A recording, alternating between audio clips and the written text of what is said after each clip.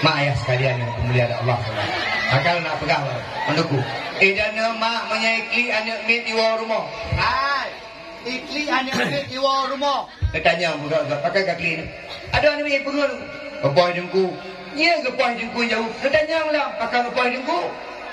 Anak kepai dengku dong duduk ke tepai dengku. Mungkin dia duduk ke tepai dengku. Ada ni juga paling banyak dengku. Ada ikan menanti jamun.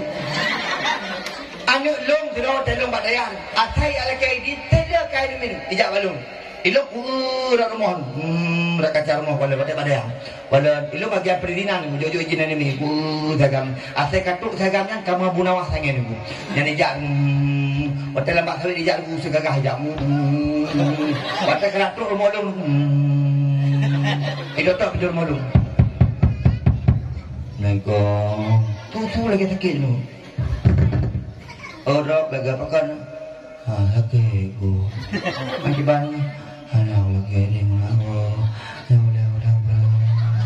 Yang mana dia? Tengah dia aku jauh izin. Aku jauh izin. Ayo. Tapi tu, izin tu baju. Naik setuh macam aku. Isya. Wah, ya Allah. Anak ni orang makan. Nyai warmah dia berapa? Anak, dia mak kan. Duduk. Dia bis mana tu? Pakai lu tu. Mana tu orang macam? Nyai mak kaya ayu. Ngan gure, ida ni punya pelai mak betul dah ya, betul balik, nepoh kai-kai, kan truk mai. Yang punya undang betul ya, mati hang kerja. Betul bukan? Punya undang acara hang kerja, tapi punya kepoh ni undang kerja. Yang tu, ayah, lu ke mai ayah. Hai, ayah orang apa? Abi ya. Abi 60 lu apa-apa ni kau. Kan ayah yang rumah kerja. Ini ke dong? Abi dalam. Abi.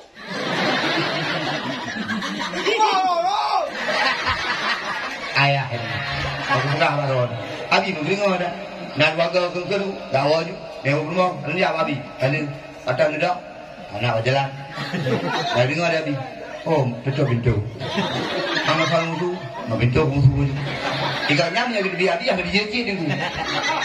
Bukan di rumah. Oh, kan menang teraja. Ni apa? Tidak long tu. Tidak dekat anian mak.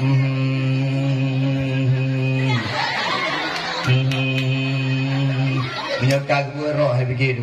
Menyelako hina gedang, menyeka nipah bapa pintu gedang. Ha. Kesai. Yang tadi. Kuis mai dari ke bayap belum. Nyam nyaurina ka menantu dengku bede gure dengku lako bayap belum. Maka itu harapan menorang lah. Gure-gure bet, dengku dakwah, dengku balai pengajian, pimpinan-pimpinan daya, dua boh.